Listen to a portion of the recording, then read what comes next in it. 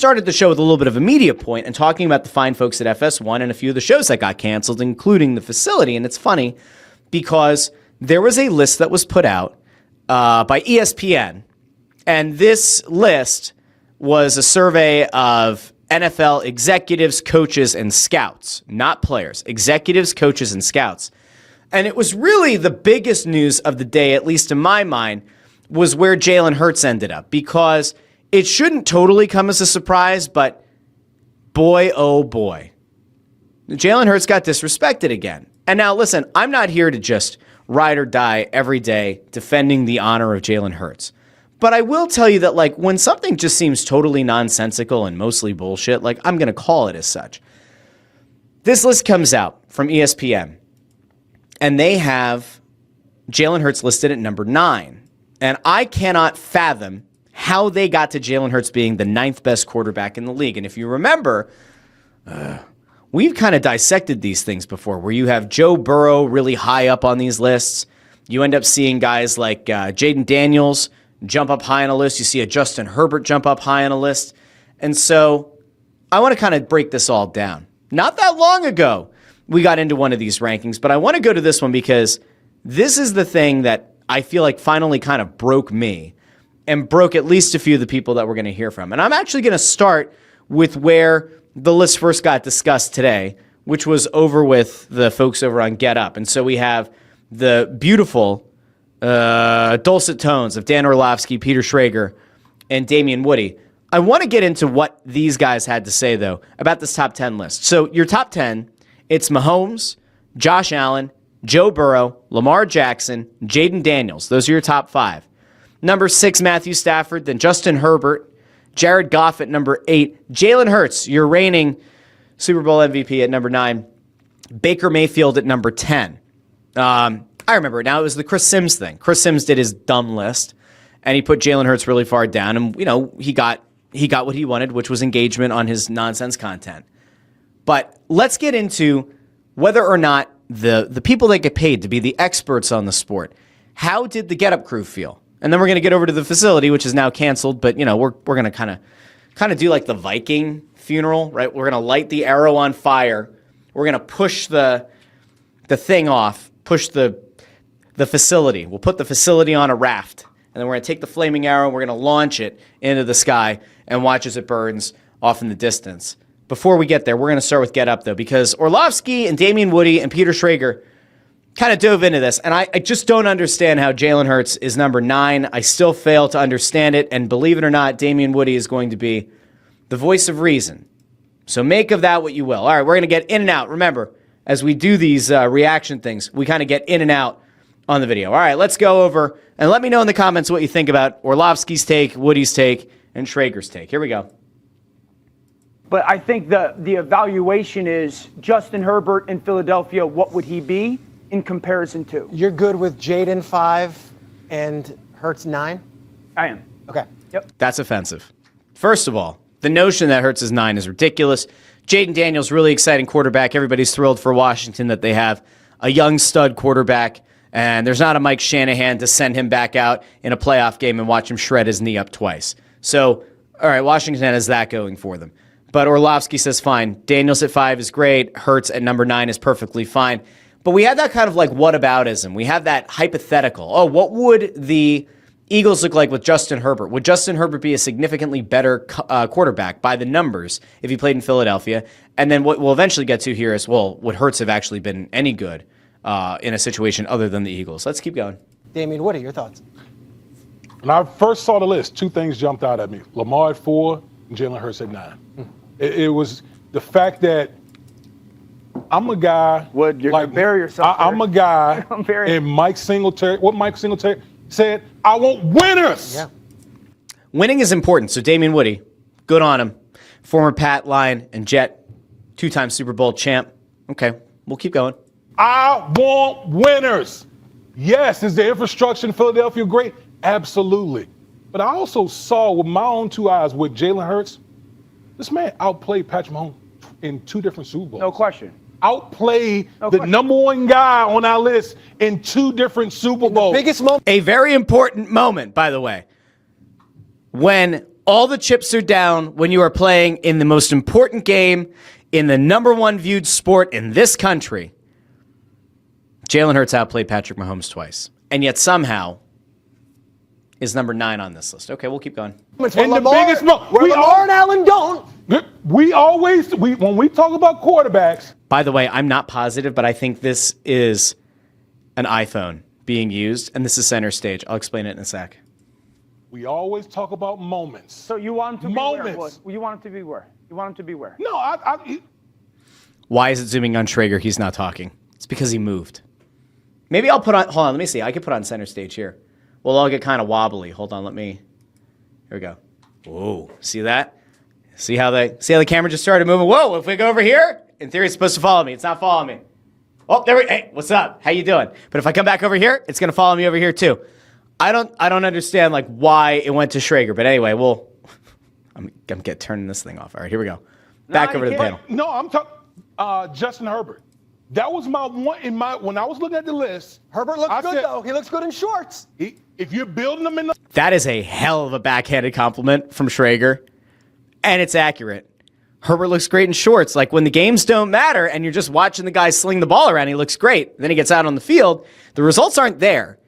For as much as people want to make Justin Herbert like a top 5 quarterback, or in this case, a top 7 quarterback, like the potential and the fitting the archetype of what people seem to think a successful multi-time Super Bowl winning quarterback is supposed to look like and have the skill set of, that has not yet resulted in a Super Bowl for Justin Herbert. Hasn't even really amounted to playoff success. We'll keep going. Lab, that's the guy you want. Okay, but that's the guy you want. Let's have a fair conversation. And Woody there is right. Of all the guys on the list, the one who looks the most like what you would build in a lab, again, the look, the strength, the size, the skill set, at least conceptually, the high upside, Herbert is he's your example. I mean, I think you can make a case that Burrow's pretty close to that. Allen has more of the legs than Herbert and Burrow both do. So if you count the legs against the quarterback, that he's not as much of a pocket passer because he's looking to use his legs. All right, I guess fine. But like Herbert is supposed to be the guy that's like your exemplar model. Fair conversation. Let's have a fair conversation. Oh, we got 2 hands up from Orlovsky. Give me the 3 starting receivers in Los Angeles last year. So now we're counting how good a quarterback is based on the talent that's been placed around them. We're actually now disqualifying players that win because they have good players around them.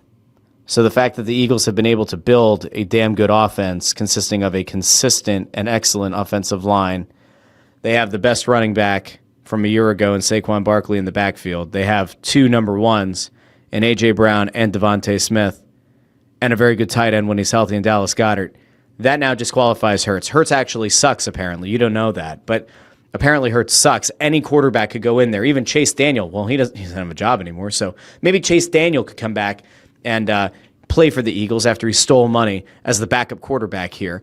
Maybe Chase Daniel could go out and put up the same numbers that Jalen Hurts could, because I don't know if you know this or not, if you have good players on your team, it means that you inherently stink or you're not as good as everyone would like to believe. Okay, so that's interesting. So we're going to, Justin Herbert. Orlovsky's whole point is predicated on, can you name the wideouts? Okay, Schrager. Enter Schrager.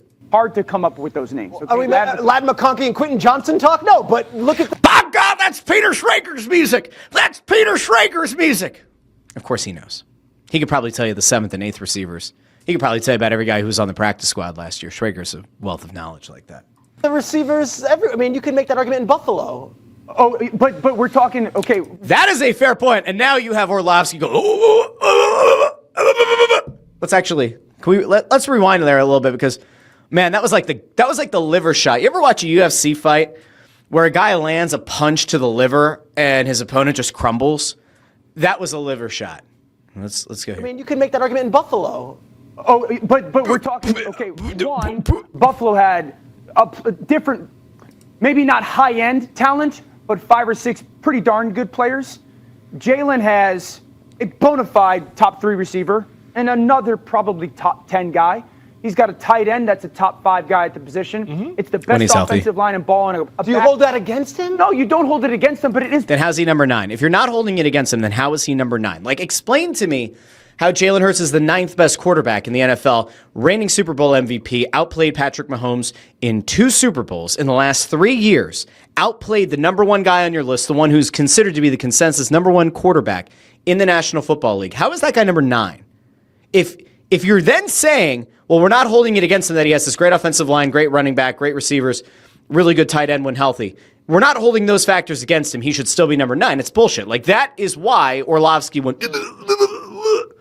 He was like half deciding if he was going to puke or not.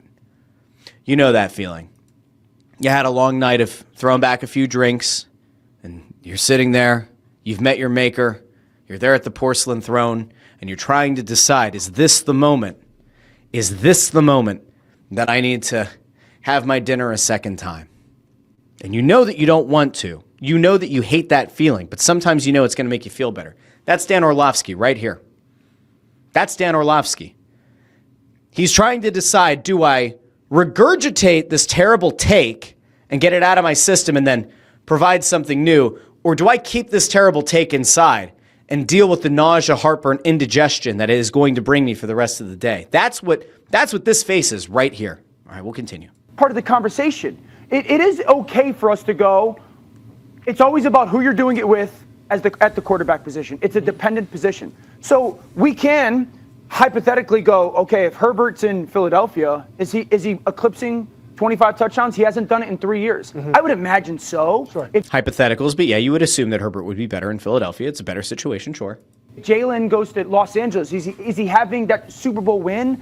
It's hard for me to see that. And so If Patrick Mahomes goes to the Chargers, are the Chargers winning a Super Bowl? I'd argue probably not. And if Patrick Mahomes is the best quarterback in football, if he's the number 1 quarterback in football, and he can't lead that Chargers team to a Super Bowl, then why are you then going to use that same hypothetical against Jalen Hurts? If you send Josh Allen to the Chargers, are they going to win a Super Bowl? I'd say probably not. If Joe Burrow goes to the Chargers, is he going to win a Super Bowl? None of these guys on the list going to the Chargers are going to win a Super Bowl. So you also can't use that inverse proportionality. If Hurts were to go to Baltimore, Lamar Jackson's number 4 on the list. If Hurts and Lamar Jackson swap places, would Lamar Jackson be as good or better with the Eagles? There's a possibility that he could be, yeah. Would Jalen Hurts be as good or better with the Ravens? I think he could maybe be as good. I don't think he'd be better. But you would have a good offensive line, you'd have good options on the outside, and you'd have a very good tight end and a fantastic running back in Derrick Henry. That might actually be the fair point. Could you swap Lamar Jackson and Jalen Hurts? Also, Jaden Daniels here at number 5. Again, it's 1 year. Very good player. 1 year. What's the rationale behind Jaden Daniels being number 5? Again, hasn't had that playoff success, doesn't have a long career or track record to kind of point back to. If anything, you can maybe even make a case that like a Super Bowl winner Matthew Stafford, who's done it for a very long time, should be given that nod at number 5 over Jaden Daniels, but they're not doing it. Why? Because he's the young, exciting, up-and-coming quarterback. Should the Justin Herbert lovers, should they be upset that Jaden Daniels is in front of Herbert? Maybe. If you swapped Herbert and Daniels, what do those teams look like? Does Jaden Daniels find more success with the Chargers? Maybe. Does Justin Herbert have a better year with the Commanders last year? I don't know. Maybe.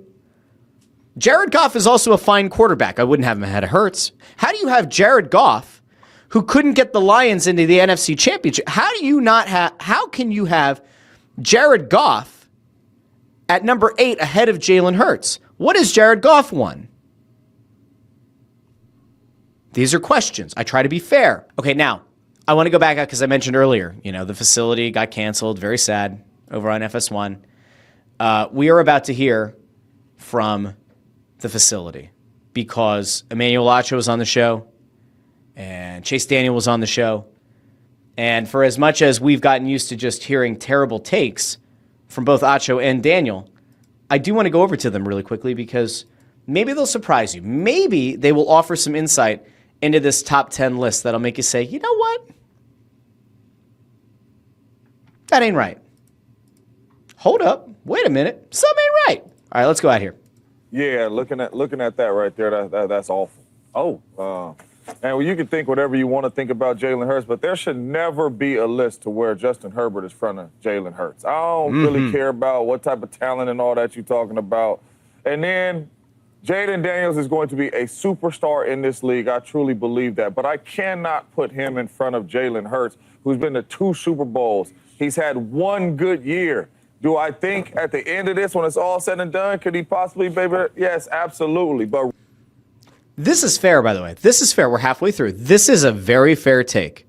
There's no world in which Herbert should be ahead of Hurts. And given the fact that Daniels still might eclipse Hurts, he might end up being a better player. Maybe he wins more Super Bowls. It's only been 1 year versus 2 Super Bowl appearances, outplaying Patrick Mahomes twice, winning a Super Bowl MVP. Okay. right now, as we're talking right now, after 1 year, no. And then I see Justin Herbert at 7, who hasn't won a playoff game. This boy been to more Super Bowls than you won playoff games. And we're talking about Justin Herbert's a better Damn, he's been to more Super Bowls than you've won playoff games. Ooh. quarterback to him. I cannot do that. I think this is disrespectful to Jalen Hurts right here. This is an awful list when you have Jalen Hurts at 9 and those 2 dudes in front of him. So I just want to note really quickly that before I mentioned the fact that Chase Daniel's there, Emmanuel Acho's there. Notice that the smartest take of the show came from neither of those guys. That was James Jones. And right now we are going to do something as a collective group. We are going to give a roaring round of applause to James Jones for a little bit of decency, a little bit of honesty, and a damn good bit of analysis. Well done, James Jones. Good on you. I hope that even though the facility got canceled, I hope you have a job at FS1 or wherever you want to go, because that's damn good analysis. Maybe we'll bring you here to the Russ Joy Show one day. But great analysis. Now, there's always a yin and yang. There's always a balance that needs to be brought to the force. And that's where you enter, or at least you would think would enter Emmanuel Acho and Chase Daniel. But I might have something to tell you that is going to surprise you. Emmanuel Acho might have actually made some sense of his own. Oh, yeah. I know that you never thought it was going to happen. I know that there's that old adage about, a broken clock being right twice a day. Emmanuel Acho, what's up? How do you feel about the list? To me, it's absolutely asinine that Jalen Hurts isn't in the top 5, and I would suggest that minimum, bare minimum, top 6. And for me, it's... Wow! Hold on a second, ladies and gentlemen. Hold on to something nearby. Hold on. Is there a handle wherever you're standing or sitting? If you are in the car listening to this in the podcast feed after the fact, please make sure that you have your 4-way flashers ready to go on if you're going to pull off to the side of the road. If you are watching on YouTube, if you are trying to stay out of trouble at work with a headphone in and your boss is walking around and you need to hide this, try to hold all of this emotion in. Try not to screech or be absolutely shocked by what you just heard. Emmanuel Acho just made sense. Not only did he make sense, he made sense on what is presumably one of the last days of the facility being on FS1. So good on him for going out on a high note. He just made sense. Jalen Hurts should, at the very least, at the very worst, be number 6 on the list, which would mean you'd bump out Matthew Stafford and maybe you'd bump out Jaden Daniels. I can't imagine that he would bump out Mahomes, Allen, Burrow, or Jackson. But the idea that Super Bowl winner, Super Bowl MVP, has to be top 6. Okay. I can see it. All right, we're going to keep going. Very simple. Jalen Hurts, he wins at a high clip, and I understand that winning and losing, you might suggest, isn't necessarily a quarterback stat, but yes, the Eagles are a good team. There have been a lot of good teams. The Niners in 23 were a really good team. Brock Purdy and that Niners team couldn't get it done. They lost to the Chiefs in the Super Bowl, year 24. The Baltimore Ravens in 2023 were a really good team. Number 1 defense in... I'd argue the 2024 team was even better, right? When they had Derrick Henry added to the mix. It was an even better team. They didn't get it done. We'll continue. All of football, Lamar Jackson couldn't get it done at home in the AFC Championship game, losing to the Chiefs. So you can't just tell me, well, Jalen Hurts has such a good team. There have been a lot of good teams that fall short and been a lot of good teams where the quarterback isn't Super Bowl MVP. Ask Matthew Stafford and Cooper Kupp how that went when Matthew Stafford finally won. So Emmanuel Acho is essentially making a similar case to what Traeger and Damian Woody did before, which is you can't just hold the guy having a really good team around him as a reason to hold a quarterback down on these rankings. Okay. For me, I got Jalen Hurts at 5. And it's simple. And I want to show y'all just a simple reason as to why and metric as to why.